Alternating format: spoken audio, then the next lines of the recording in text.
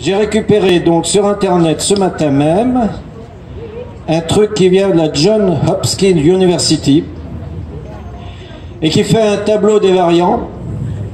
Et dans ce tableau, colonne de droite, j'ai vu l'Alzamiento.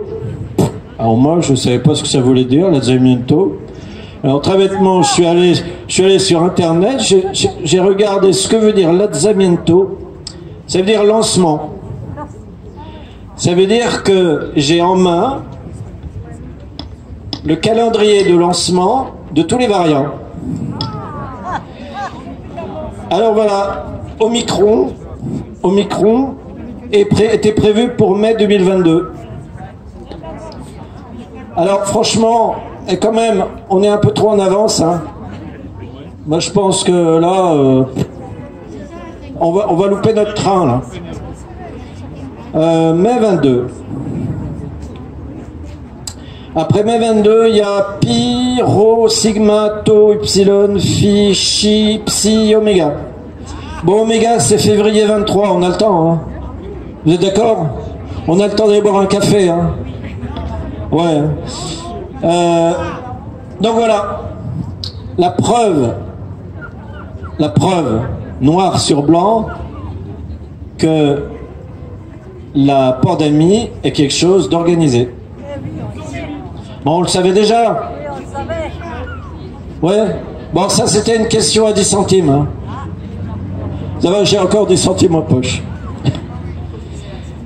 On est dans l'international. Il y a une station radio que vous connaissez tous. Question à 0,5 centimes. Quelle est cette station radio qui est libre? Sud Radio, bien sûr. Hein, évidemment. Et je suis tombé là ce matin sur l'interview de journaliste qui allait faire une étude en Suède.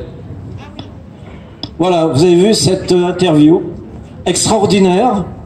Alors André Berkov qui demande à un journaliste, je me souviens plus son prénom, mince. Bon, c'est comment en Suède? Alors elle répond, et alors quand elle descend de l'avion, pas de masque, pas de passe. Alors elle est accompagnée par une correspondante qui parle français et qui lui dit: tu sais, hein, si tu rencontres un masque dans la rue, c'est des touristes. Hein. Alors la Suède est assez extraordinaire parce qu'au fond, finalement, ils ont accepté quand même la vaccination, le principe de la vaccination, sauf que j'ai pas récupéré les chiffres des effets secondaires des vaccins en Suède. Cependant, ce n'est pas une vaccination à 80% comme en France ou comme la France prétend être, parce qu'en fait, on ne sait même pas si en France on est à 80% ou à 60 ou 70 ou un truc comme ça. Hein? 75, ouais, bon, t'es optimiste, hein? Ouais, t'es optimiste. Hein? Ils savent plus ce qu'est la Covid en Suède.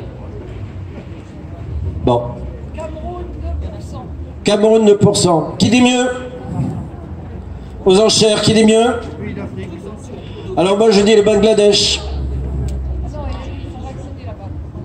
Ils sont vaccinés? Pas sûr. Je suis pas sûr, parce que la densité de population est de plus de 3000 par rapport à 40 aux États-Unis.